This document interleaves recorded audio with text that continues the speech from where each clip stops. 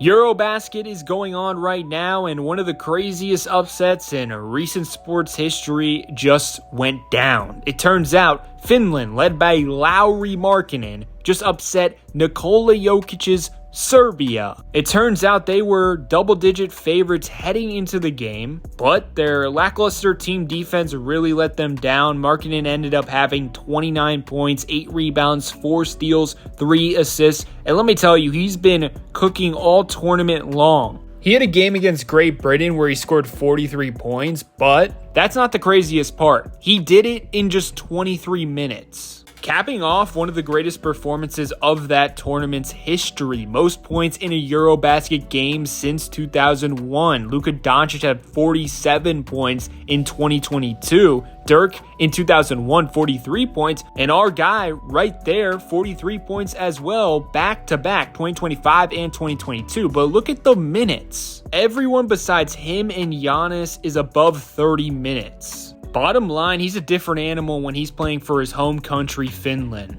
Point Made Basketball made a great point of how he's dominating this tournament. He stated Lauri Markkanen moves off ball like a guard, but he carries an opposing 7-foot frame. Love how he's been utilized throughout Eurobasket, showcasing both off-ball brilliance and on-ball dominance. And overall, that size has just been too much for the competition. He's getting to the free throw line at an alarming rate. That was a big part of his game against Serbia because he could not hit a three-pointer. He was a 1 of 9 from 3, but guess what? He got to the line 13 times and he made 12 free throws. So as of now, he's averaging 9.8 free throws per game during Eurobasket. This is looking like the 2022-23 version of Lauri, where he was an NBA All-Star and averaging 25.6 points per game, 8.6 rebounds per game, while shooting 50% from the field and 39% from 3. And then the icing on the cake, he's getting to the free throw line 6 times per game,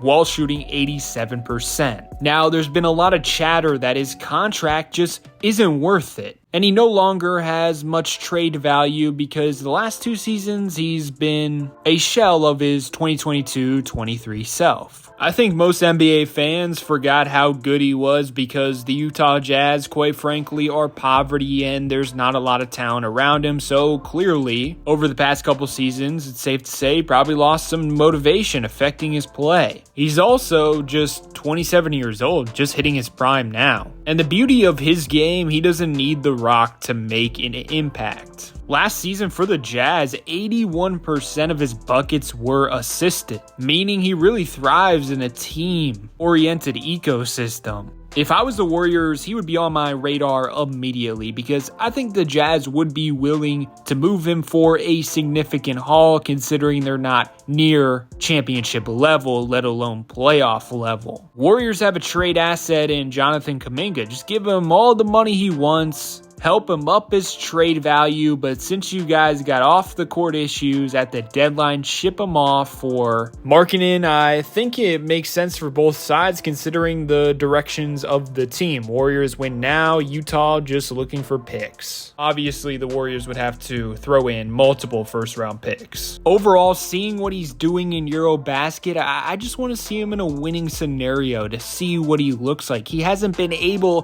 to scratch the NBA playoffs quite yet. I think it would be a lot of fun. Do you guys agree? Let me know your thoughts below in the comments section. Leave a like and subscribe if you haven't already. Check out my other videos. Have yourself a great day and peace out.